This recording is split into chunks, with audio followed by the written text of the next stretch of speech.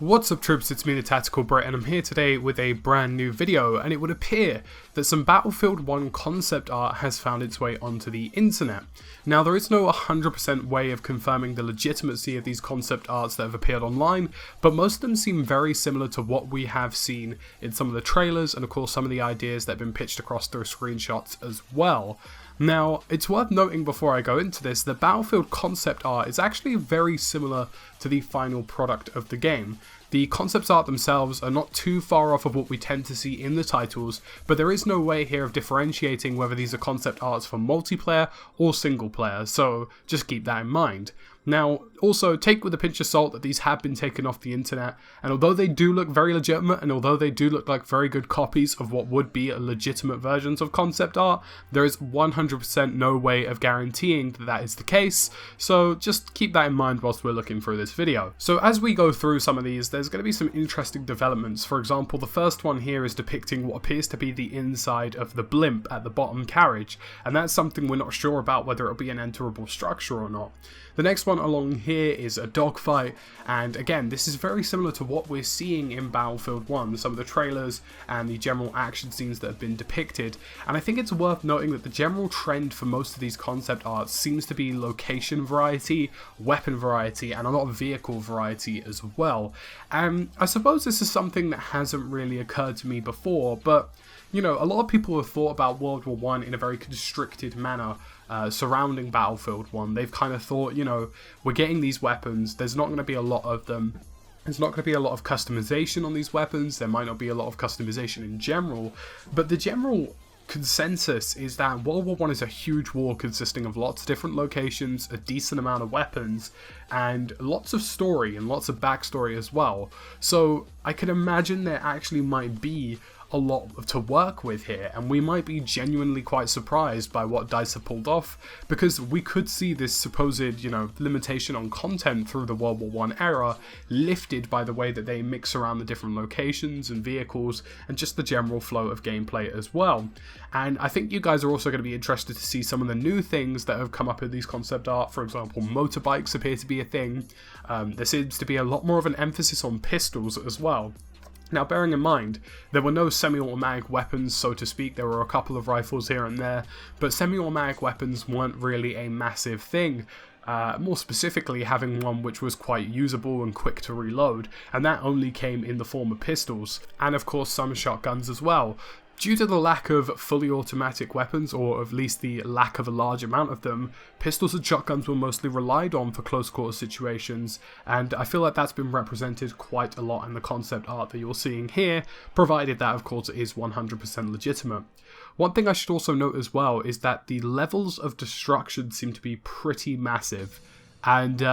you know, I think that's incredible to see. It appears to be that even in the interiors, so in and around buildings, we're seeing a lot of destruction, sort of micro-destruction as they coined it in Battlefield 3's Close Quarters, but we're also seeing a lot of large-scale destruction in terms of exterior items and general scenery, and I think that's quite important to look at. And bearing in mind, the developers said during the release of, or launch, so to speak, of Battlefield 1,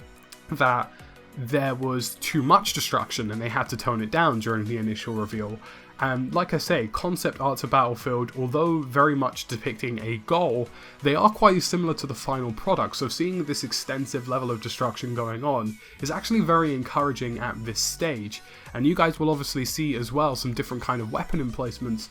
There was an example of a cannon in the concept art, which was massively used during World War I, and I just think it's very important that we're going to see these kind of emplacements taking place too. Now, alongside location variety, one thing I've always wanted to see in the Battlefield franchise as a whole is a bit more maneuverability when it comes to the setting and the feeling of those settings, and I think this has been shown off quite well in the concept art. Now, take Star Wars Battlefront for example. when you're playing this game, you do feel as though you're in a battlefield. You feel very immersed by what's going on. Everything's very detailed, there's explosions popping off everywhere, there's a lot of just sort of warlike sounds and effects that make you feel quite immersed, even though this is a casual game. Now, I feel like that can be achieved in Battlefield 1 due to the settings and due to the, extensive diversity of some of these settings, and bearing in mind they mentioned during the reveal of this game that one of their focuses for the campaign is bouncing around a lot of locations, and I think we're going to see that reflected as well in the multiplayer.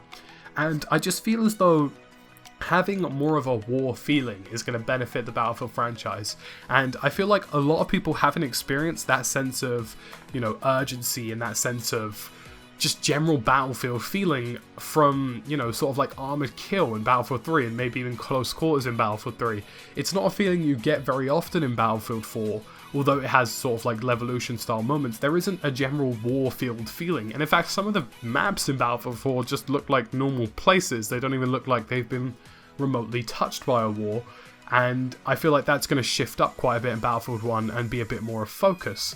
Now, as we scroll through some of these pictures as well, I think you guys are going to notice a lot of strange vehicle types and a lot of strange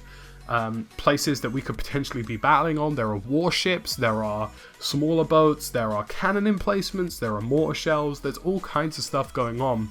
And like I say, I feel as though DICE, although very much aware of the lack of sort of general basic weapon going around and sort of the general lack of customization as a whole, I feel like we are going to see it compensated in lots of other different fields. For example, static weapon emplacements, or potentially certain weapons available on battle trains in the Arab areas, and certain weapons available on buggies and bikes and tanks and stuff that we're just quite not expecting yet. And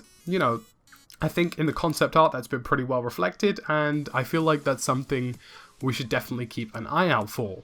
So I'm not going to ramble too much on about the stuff that I've seen in these concept arts. Like I said, there's a link below, and of course these are just my thoughts and feelings regarding the concept art as a whole, and if you guys want to jump into there and have a look at them yourselves and get your own opinions, go for it. Like I say, there's not really 100% legitimacy surrounding some of these concept arts, but they do generally look quite good, and I wouldn't knock them being quite official concept arts as a whole. But like I say, I don't want to ramble too much about these images, because for all we know, it might be a bit different from the actual game itself, and some of these for themselves might not even be 100% legitimate, but that's just my initial thoughts and feelings going off of seeing them. So guys, it's been me, TheTacticalBrit. As always, thank you for watching, and I will see you again soon in another Battlefield video, and make sure you hit that subscribe button in order to stay up with all the latest Battlefield 1 intel.